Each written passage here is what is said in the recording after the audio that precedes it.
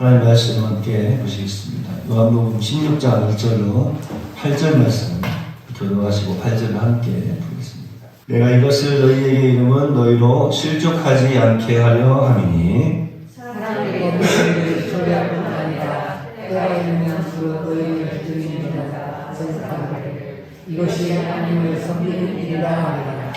그들이 이런 일을 할 것은 아버지와 나를 알지 못함이라. 오직 너희에게 이 말을 한 것은 너희로 때때를 가면 내가 너희에게 말한 이것을 기억나게 하려 하며 처음부터 이 말을 하지 아니한 것은 내가 너희와 함께 있었습니다. 지금 내가 나를 보내신 이에게로 가는데 너희 중에서 나더러 어디로 가는지 묻는 자가 없고 그러나 내가 이 말을 보고 너희 마음에 기심이 가득하였다. 그러나 내가 너희에게 실상을 말하노니 내가 떠나가는 것이 너희에게 유익이라. 내가 떠나가지 아니하면 보혜사가 너희에게로 오시지 아니할 것이요 가면 내가 그를 너희에게로 보내리니 그가 와서 죄에 대하여 의에 대하여 심판에 대하여 세상을 책망하시리라. 아멘. 옆에 계신 분 바라보시 말씀 듣고 내와주세요. 건강하세요. 행복하세요. 지난주에 말씀드린 것처럼 이 출교라고 하는 것이 그 당시에 예수님이 사시던 그 동네에서 저희 유대 문화사회에서 얼마나 큰 일이었는지 함께 살펴보지 않았습니까? 심지어 회당에서 이제 교수로 이제 사역을 하는 랍비라고 하시죠. 랍비가 회당에서 기도하지 않으면 그 기도는 효과가 없다. 그렇게까지 말할 정도로 회당 중심의 그런 문화 속에서 이 사람들이 살아가고 있었습니다. 그래서 공동체에서 출교를 당한다라고 하는 것은 그 순간부터 어떻게 보면 이방인으로서의 삶을 살 수밖에 없는 거예요. 뭐 이방인들은 원래 이방인이었으니까 어느 정도 뭐 적응을 하면서 살지 않았겠어요. 그런데 유대인으로 있다가 이방인으로 살아간다라고 하는 거, 축복받지도 못하고 사람 취급받지도 못하는, 심지어는 어떤 이제 출교를 당하게 되면 어떤 잘못을 하면 바로 그냥 돌로 쳐 죽여도 살인죄가 되지 않는 그러한 이제 상황에 놓이게 되는 것입니다. 그 출교의 대표적인 예가 사도행전에서 우리가 찾아볼 수 있는 이 스데반이라고 하는 사람입니다. 이 스데반은 회당에서 쫓겨나면서부터 이제 돌에 맞아서 죽게 되는 모습을 살펴볼 수가 있는데, 그가 돌에 맞아 죽기 전에 회당에서 그를 출교하였습니다. 회당에서 그를 출교한 이유 딱 한 가지입니다. 예수를 그리스도로 믿었기 때문이에요. 예수를 주로 시인했기 때문에. 어떤 사람들은 뭐 정치적인 이유도 있다라고 이야기하지만 사실은 뭐 그 당시에 로마의 가이사가 주라고 하는 호칭을 받기에 다른 사람들은 절대로 주라고 부를 수가 없었어요. 가이사 외에는. 그런데 회당이라고 하는 공적인 모임에서 예수를 주라고 이 퀴리오스라고 하는 단어 제가 설명해 드렸는데, 이 주라고 시인하는 순간 출교의 비밀이 제공한 것이죠. 스데반은 그게 모르고 있었겠습니까? 스데반도 내가 지금 이 공적인 자리에서 주님이라고, 예수님을 나의 구주라고 고백하는 순간 나는 출교를 당할 것이라고 하는 것을 알고 있었어요. 그럼에도 불구하고 그냥 그 상황을 모면하려고 하지 않았죠. 그냥 대충 넘어가려고 하지 않은 거예요. 사실 우리 신앙은 그런 것 같아요.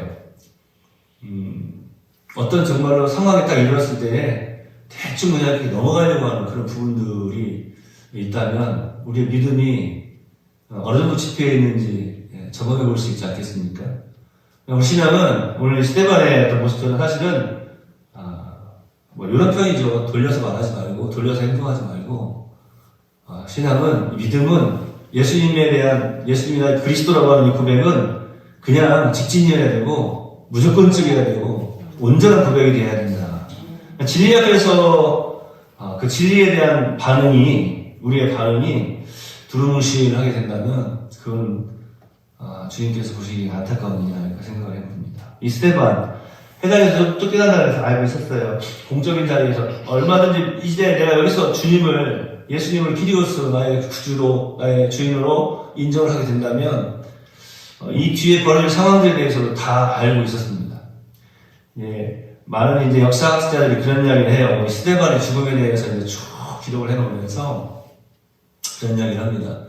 저희가 이제 신학을 하면은, 성경만 가지고 연구를 하는 것이 아니라, 고대의 근동 아시아 지역의 문화들도 연구를 하고, 그 다음에 성경 외에 이제 그 당시에 어떤 흐름도 어떤 사상들이 있었는가, 어떤 생각들을 가지고 어떤 문화 속에 살아가고 있는가 이런 것들을 쭉 함께 이제 연구를 하는데 성서 배경사 이런 표현도 씁니다. 그러니까 성경이 기록되어 있는 당시에 그 당시에 그 사람들의 그 모임은 어떠했는가, 그 사람들의 생활 양식은 어떠했는가 이런 것들을 연구를 하는데 이 회당이라고 하는 것을 이제 연구를 하는데 이 회당에서는요 보니까 요즘 우리 교회에서 보면 주일날 광고하잖아요. 다음 주일은 성탄주일 감사예배를 하나님께 올려드립니다. 광고하잖아요. 그런 것처럼 이 회당이라고 하는 것도 어떤 그런 광고 같은 그런 비슷한 어떤 내용들이 있었다고 하는 거예요. 그러니까 그게 뭐냐면 이런 거예요. 쉽게 말해서 스데반과 연관되어 생각해보면 다음 이제 이 회당에서 다음 시간 모임 때에는 이 스데반이라고 하는 사람이 나와서 자신의 어떤 신앙에 관한 부분들을 고백하는 시간입니다. 이런 거예요. 다음 주에 우리 한대희 권사님과 기도 과정입니다. 이렇게 하는 것처럼 이렇게 이제 어떤 광고의 난이 있었다고 하는 거예요. 그러니까 사람들이 잔뜩 지금 이제 기대하고 온 거죠. 어떻게 보면은 꼬투리를 잡아서 죽일 수 있는 기회도 되는 거예요. 네가 거기서 공적인 자리에서, 그러니까 일반적인 사적인 자리에서 스데반이 이미 예수님이 이단이 아니고 예수님이 하나님의 아들이다라고 하는 것을 공공연하게 지금 고백을 하고 다녔다라고 하는 거예요. 그런데 마침 이제 그 기간에 공적인 자리에 모여있는 그 회당의 그 기간에 그 자리에서 네가 뭐라고 말을 하는지 한번 두고 보자라고 하는 거예요. 어디서 많이 본 것 같지 않습니까? 예수님께서 자신이 그리스도이심을 나타내시잖아요. 평소에 많은 제자들 앞에서 나타내십니다. 그런데 그런 자리들은 어떻게 보면은 공적인 자리라고 할 수가 없어요. 예수님이 회당에서 내가 그리스도라고 말씀하시는 건 한 번도 없어요. 그런데 이제 어떻습니까? 제사장들 앞에서 또 관원들 앞에서 그것이 이제 공적인 자리였어요. 사내들인 공의회 아닙니까? 제가 말씀드린 것처럼 사내들인 공의회는 그 당시에 유대, 우리나라 같은 국회와 같은 곳이에요. 이런 공적인 자리에서 말씀을 하시는 거죠. 거기서는 이제 뭐 그런 표현이에요. 어떻게 돌이킬 수도 없는 거예요. 그냥 딱 꺼낸 거죠. 지금 스데반의 모습이 그런 모습입니다. 제가 조금 전에 말씀드린 것처럼 우리가 신앙생활 하면서 여기서는 그냥 이렇게 저기서는 또 저렇게 좋은 게 좋은 거지 하면서 시대의 흐름 따라서 사람들이 살아가는 그런 생활 양식에 따라서 뭐 라이프 스타일이라고 하는데 사람들이 그냥 생각하는 대로 요즘 사람들이 이제 살아가는 대로 그렇게 따라서 살아간다면 주님께서 보실 때는 어떠할까? 스데반은 그렇게 살지 않았어요. 그래서 자신의 순서가 되었을 때 오히려 내가 지금 이곳에서 예수님을 나의 구주라고 그리스도다라고 인정해야 되는 그런 순간이구나. 그런 순서이구나. 내 순서, 내 차례. 그러니까 우리가 성경에 제가 전에 한번 보면 설교 제목에 내 차례도 오겠지라고 하는 제목으로 바디메오 이야기를 하지 않았습니까? 나면서부터 소경되었던 이 사람, 바디메오가 예수님에 대한 소문을 들으면서 항상 그 마음속에 가지고 있었던 게 뭐라고 했죠? 나도 예수님을 만나볼 그 시간이 있겠지. 내 차례도 오겠지. 예수님이 나도 만나주시겠지. 라고 하는 그런 소망 가운데 살아가지 않았어요. 저는 말씀을 준비하면서 스데반이 이제 이 성서 배경사, 역사학자들의 그 기록에 의해서 우리가 알 수 있었듯이 만약에 그 전주에 혹은 한 달 전에 이 시간에 이 모임에는 스데반의 이제 발언의 시간이 있습니다라고 말했을 때에 그 발언의 시간을 과연 어떠한 마음으로 기다렸을까, 준비했을까라고 하는 거예요. 그러니까 우리는 생각할 때 보통 사람들이 생각할 때 그래요. 스데반이 회당에서 그냥 예수님이 구주라고 그냥 어떻게 하다 보니까 말해가지고 돌에 맞아 죽은 거야 이렇게 생각하는데 아니 회당에서 말을 해가지고 공적인 자리에서 말을 해가지고 돌에 맞아 죽었다라고 하지도 않고 그냥 스데반이 돌에 맞아 죽었다. 그런데 항상 항상 설교하는 내용들은 뭐예요? 그가 마지막 죽을 때 하늘을 바라보면서 예수님을 바라보면서 정말 천사 같은 모습이었다. 뭐 이런 표현들만 이제 자꾸 강조를 하잖아요. 그런데 한번 이 스데반이 돌에 맞아 죽기 전의 상황들을 생각해 봐야 된다고 하는 거예요. 제가 그런 말씀 자주 드리잖아요. 누군가 나한테 딱 와서 총을 딱 들이대면서 너 예수님 믿을 거야, 안 믿을 거야? 너 예수님 믿어?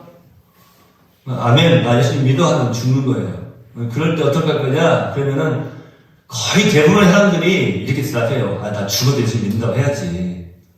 나 예수님 몰라. 그래. 나 예수님 믿어. 그냥 죽는 거지. 실제로 미국에서 그런 일이 있었잖아요. 총기 난사 사건이 있었을 때 학교에서 총을 들고 들어가가지고 머리에 대고 너 예수님 믿냐? 예수를 그리스도로 인정하는 총을 딱 쐈어요. 그 다음에 학생이 봤을 거 아니에요. 그 학생도 예수님 믿는다 하면 또 탁 쏘는 거예요. 그런데 나 예수님 안 믿어 하면 그 사람은 넘어가는 거예요. 그 다음 사람이 어떻게 하겠느냐라고 하는 거예요. 근데 그때 이제 뭐 우리가 아는 것처럼 9명 이상 이제 우리가 볼 때 순교라고 해야 되겠죠. 예수님 믿는다고 하고 죽은 거예요. 교사도 포함되어 있고. 그런데 이 스데반이 그 시간을 지금 준비하고 있는 거죠. 저는 생각할 때 돌에 맞아 죽는 순간도 물론 끔찍하지만 그 돌에 맞아 죽기 전에 내가 이 앞에서 이 회당에서 이 공적인 모임 이 자리에서 모든 그 동네 관원들이 다 모여 있고 이제 종교 지도자들이 함께 다 모여 있는 그곳에서 내가 예수님을 구주로 인정하면 나는 이제 출교를 당한다라고 하는 거예요. 그리고 공적인 자리에서 그런 일이 벌어졌기 때문에 얼마든지 밖으로 나오는 순간 지금까지 나의 형제였던 나의 가족이었던 이 사람들이 나의 공동체 안에서 나와 한 몸 같았던 이 사람들이 나를 돌로 쳐 죽일 것이다라고 하는 거예요. 알고 있었다라고 하는 것이죠. 그런데 그 말을 하기 전까지 기다리는 이 하루하루의 심정이 이 스데반의 심정이 과연 어떻겠느냐라고 하는 거죠. 우리는 그런 것들을 잘 생각하려고 하지 않아요. 요한복음 9장에 보면 나면서부터 소경되었던 사람이 출교당할 것을 두려워합니다. 이게 여러분 우리는 그냥 말씀 읽고 지나가니까 그래 출교당하는 거 얼마나 힘든 일이야 무서운 일이니까 걱정하겠지. 당연히 가족들도 걱정하고. 그런데 소경의 입장을 한번 생각해 보세요. 소경은 나면서부터 소경이었어요. 지금까지 한 번도 눈을 떠서 세상을 본 적이 없는 거예요. 그런데 예수님이 자신의 눈을 뜨게 해주신 거예요. 그러니까 예수님이 하나님의 아들이라고 하면서 고백해야 되는 거예요. 예수님이 그리스도라고 하면서 고백해야 되는 거예요. 당연한 거 아닙니까?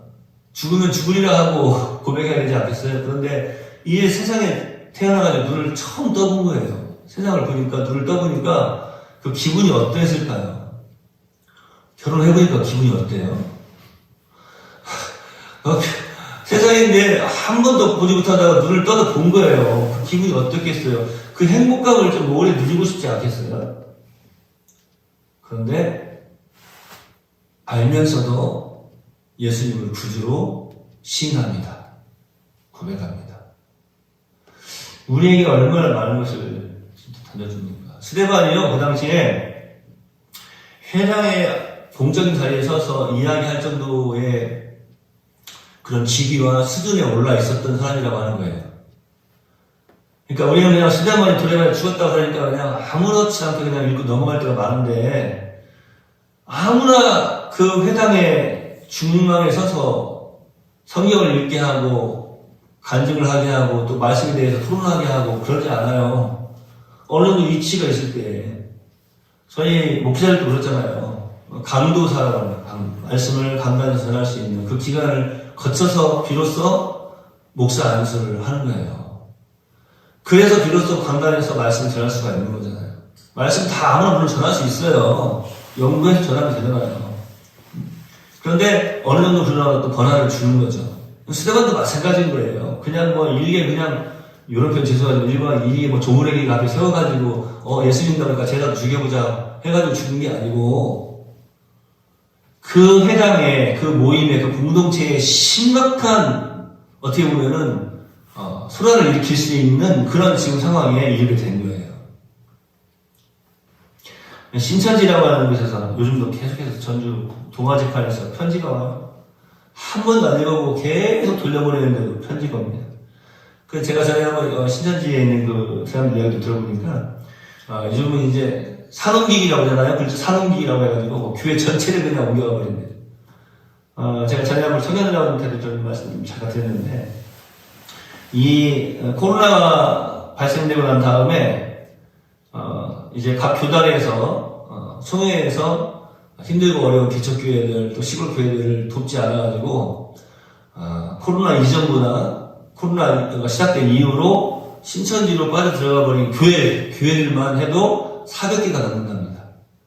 작은 교회들 단체로 산 옮기기라고 해요. 그냥 다 옮겨버리는 거예요. 어떻게 그런 일이 벌어지는가 봤더니 제일 먼저 교회 목회자들, 중직자들을 포섭을 해요. 그들의 생활비 다 지원해주고 그들이 활동할 수 있는 거 다 지원해주면서 일단 포섭을 합니다. 그렇게 해가지고 하니까 그냥 성도들은 그런가 보다 하고 함께 넘어가 버릴 거예요. 이런 정신입니다. 그러니까 교회에도 마찬가지로 어떤 중직자를 흔들어서 또 목회자를 흔들어서 어떤 중심적인 사람을 흔들어서 이제 교회를 성악케 하면은 큰 문제가 발생되는 거예요. 스데반 보세요, 스데반. 이 사람을 이제 그냥 내버려둬서는 안 된다고 하는 것이죠. 큰일 나겠다라고 하는 것이죠. 그 정도의 사실 어떻게 보면 위치에 있는 사람인 거예요. 이 사람이 해당에서 그 공동체에 모인 그 장소에서 예수님을 구주다, 하나님의 아들이다라고 인정하는 그것을 사람들이 스데반이라고 하는 저 사람이 저런 정도의 사람이 저렇게 말씀을 잘 알고 저 정도 위치에 있는 사람이 예수님을 구주로 인정한다? 그 맞는가 보네. 이렇게 되는 거예요. 이거를 가장 먼저 유대의 관원들은, 종교 지도자들은 염려를 한 겁니다. 그래서 그가 그것을 고백하는 순간, 그가 그 회당에서 나오는 순간, 어떻게 보면 그때부터는 끌어내임을 당한 것이죠. 넌 이 회당의 자리에 지금 있을 수가 없다 하면서 끌어낸 거예요. 그래서 그를 쳐 죽입니다. 돌로 쳐 죽입니다. 그런데 하나님의 역사는 참 놀랍죠. 돌로 쳐 죽이면 많은 사람들이 그 돌로 쳐 죽임을 당하는 것을 보면서, 출교당하는 것을 보면서 예수님을 쳐다도 보지 않고 예수님도 저주하고 욕하고 그래야 되잖아요. 그런데 스데반이 죽는 그 모습을 보면서 가장 큰 놀라운 역사는 무엇입니까? 사울이었던 자가 바울이 된다는 사실이에요. 어떻게 돌로 쳐 맞아서 죽는 저 순간에도 세상에 저런 표정을 어떻게 지을 수가 있죠? 어떻게 저렇게 평안한 모습? 이제 많은 사람들이 그런 이야기 해요. 이제 우리 성탄절 때 하는 성극 같은 거 만드는 사람들이 그런 이야기 잘 해요. 스데반하고 바울의 관계가 어떻게 있겠는가라고 하는 거예요. 그런 이야기들 좀 하면 여러분 어떤 생각하세요? 저는 스데반하고 바울이 마치 다윗하고 요나단과 같은 그런 어떤 친분관계가 있지 않았겠는가. 같이 알고 있는 사이가 아니었겠어요? 같은 동네 살고 있었는데? 모르겠어요? 근데 그렇게 살아가는 사람하고 같이 알고 있는 사람이었지만 예수라고 하는 이달을 구주로 믿는 저 스데반은 죽어도 싸라고 바울도 생각하고 있었던 거, 사울도. 이 사울이라고 하는 청년도. 특별히 사울이라고 하는 청년은 그 당시에 가말리엘 문화생이지 않았습니까? 수제자였어요, 수제자. 그 당시에 가장 아주 유명한 사람 아니었습니까? 왜 모르고 있겠어요? 알고 있었죠. 그래서 그걸 쓰는 사람들이 그런 얘기를 합니다. 바울이 막 찾아가서 스데반하고 대화도 하고, 야, 그때 너 그렇게 말하면 안 돼. 며칠 남은 절대 그렇게 하지 말고, 우리 다시 한번 연구해보자, 다시 한번 생각해보자. 회의도 하고, 그런 어떤 내용들이 있어요. 근데, 여러분 한번, 나면서 또 소경이었던 자가 예수님을 구주로 고백하는 그 순간과 이 스데반이 그 회당에서 예수님을 구주로 고백하는 그 순간을 한번 생각해보자는 거예요. 그냥 뜬금없이, 갑자기 그냥, 예수님은 구주이십니다라고 스데반이 고백했겠어요? 예수님은 구주이십니다. 하나님의 아들입니다라고 나면서부터 소경되었던 자가 고백했겠습니까? 그렇지 않아요. 출교당할 것을 알면서도입니다. 저가 출교당할 것을 알면서도 예수를 주로 시인하더라 인 거예요. 정말 여러분에게 던져주는 것이 얼마나 많습니까? 우리는 신앙생활하면서 조금만 손해를 보려고 해도 포기해버릴 때가 너무 많아요. 뭔가 조금만 손해가 아니라 듣기 싫은 소리 한 번이라도 안 들으려고 그냥 포기해버리고 넘어갈 때가 많다. 저도 말씀을 준비하면서 참 부끄러운 모습이다. 정말 듣기 싫은 소리 한 번 안 들으려고 예수님의 그 복음을 포기해버리고 어떤 신앙의 모습들을 포기해버리는 이런 모습들이 있다면 오늘 다시 한번 이 소경을 한번 생각해 보세요. 나면서부터 소경이었던 이 사람. 나면서부터 소경이었는데 눈을 딱 떠서 봤는데 너무 좋은 거예요. 그러니까 그거 한마디만 안 하면 되는 거예요. 내 눈을 뜨게 해준 자가 누구냐? 너는 그를 누구라고 생각하느냐? 그 두리뭉실하게 모르겠어요. 제가 그때 앞을 못 보는 상태니까요. 그냥 누가 와가지고요 이렇게 막 기름 같은 거 묻혀가지고 막 하얀 난 다음에 눈이 떠졌어요. 그래서 그 사람이 누군지 몰라요. 이렇게 하고 넘어갈 수도 있지 않아요? 그런데 묻잖아요. 너는 그를 누구라 생각하느냐라고 물어요. 이 도전은 이 시대를 살아가는 저와 여러분에게도 늘 다가와 있는 거예요. 이게 너무 좋아요. 지금 이 상황이, 이 순간이 너무 좋고, 너무 행복해서 앞을 보는 게, 눈을 뜨고 보는 게 너무, 정말 이제 살만 나는 거야. 근데 그때 묻는 거예요. 너의 눈을 뜨게 하는 자가 누구냐라고 하는 거예요. 너는 그를 누구라고 생각하느냐라고 물으시는 거예요. 우리가 예수님께서 베드로에게 사람들이 나를 누구라 하느냐, 너는 나를 누구라 하느냐, 그리고 이제 요한복음 21장에 나중에 살펴보겠지만 21장에 가면은 그 이제 장작불을 휘어놓고 예수님께서 묻지 않습니까? 요한의 시므나 네가 나를 사랑하느냐라고 물을 때에 그 물음이 오늘 사실은 이 물음하고 너무 똑같은 거예요. 여러분, 우리가 오늘 말씀을 통해서 한번 생각해 봐야 됩니다. 출교라고 하는 것은 그냥 단순하게 그냥 요즘 말로 하면 뭐 7당이라도 교회를 뭐 쫓겨났다 떠났다 그런 내용하고 틀린 거예요. 생명과 연결되어 있는 거였어요. 출교를 당한다는 것은 그냥 그 공동체의 무리에서 그냥 쫓겨남을 당하는 것일 뿐만 아니라 시대만과 이 소경의 날 때부터 소경이었던 자의 이 모습을 보면은 출교라고 하는 것은 죽는 걸 의미하는 거예요. 죽음을 의미하는 거였어요. 얼마든지 말 한마디 회피하고 또 모른 채 해서 나는 그 사람이 누군지 모른다 라고 말할 수 있었지만 하나님의 보내신 자라고 고백하고 예수님을 구주로 고백하는 그러한 믿음.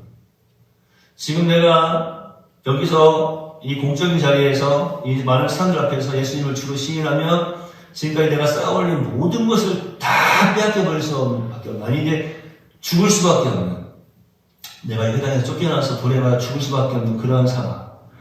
그러한 상황에서도 예수님을 주로 고백하는, 이것이 사실은 신앙 고백 아니겠어요? 전능하사 천지를 만드신 하나님 아버지를 내가 믿사오며라고 고백하고 나에게 생명 주신 예수 그리스도, 십자가에서 생명 주신 그 예수 그리스도를 믿는 그 고백이 정말 우리 삶 속에서도 진실된 고백이 되어야 되지 않겠습니까?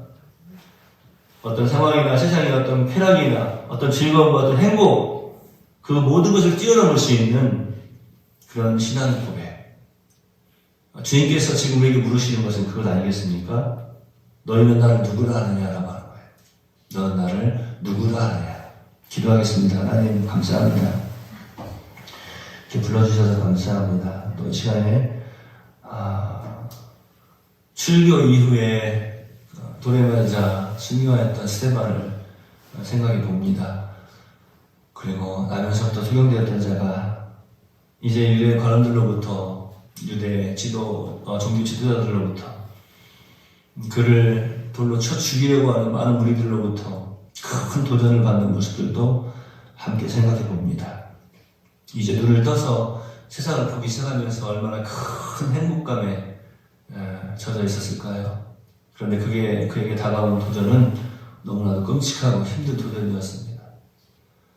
그러나 우리가 놓쳐버린 것이 있는데 그는 세상에 그 무엇을 다 잃어버린다 할지라도 예수님만은 잃어버리지 않으려고 끝까지 믿음의 고백을 하였습니다. 스데반 또한 마찬가지입니다. 지금까지 쌓아올린 모든 것들, 가족과 친구들, 그리고 가지고 있는 모든 것들을 다 잃어버린다 해도 결코 잃어버리지 않으려고 했던 것이 바로 예수님이었습니다. 생명을 건 이런 신앙의 고백, 이런 진실된 고백이 우리 내월에도 충만케 하여 주시옵소서. 얼마나 많은 것들 때문에, 세상에 혹은 사소한 것들 때문에 예수님을 잃어버릴 때가 많습니까? 주님, 다시 한번 우리에게 큰 은혜를 하여 주시옵시고 하나님께서 우리에게 믿음을 더하여 주시어서 우리 예수님 만나는 그 순간에 잘했다 칭찬받을 수 있는 귀한 믿음의 사람들이 다 되게 해 주시옵소서. 어두운 밤길 돌아오는 발걸음도 지켜주시고 하나님, 이 코로나의 상황이 속히 종식되어지게 하옵시며 또한 사랑하는 성도들 건강 잃지 않도록 늘 지켜주시고 함께해 주옵소서. 예수님의 이름으로 거룩하신 아버지 하나님 앞에 간절히 기도하옵나이다. 아멘. 하늘에 계신 내 아버지여, 이름이 거룩히 여김을 받으시오며 나라의 마옵시며 뜻이 하늘에서 이룬 것 같이 땅에서도 이루어지이다. 오늘날 우리에게 일용할 양식을 주옵시고 우리가 우리에게 죄 지은 자를 사하여 준 것 같이 우리 죄를 사하여 주옵시고 우리를 시험에 들게 하지 마옵시고 다만 악에서 구하옵소서. 내 나라와 권세와 영광이 아버지께 영원히 있사옵나이다. 아멘.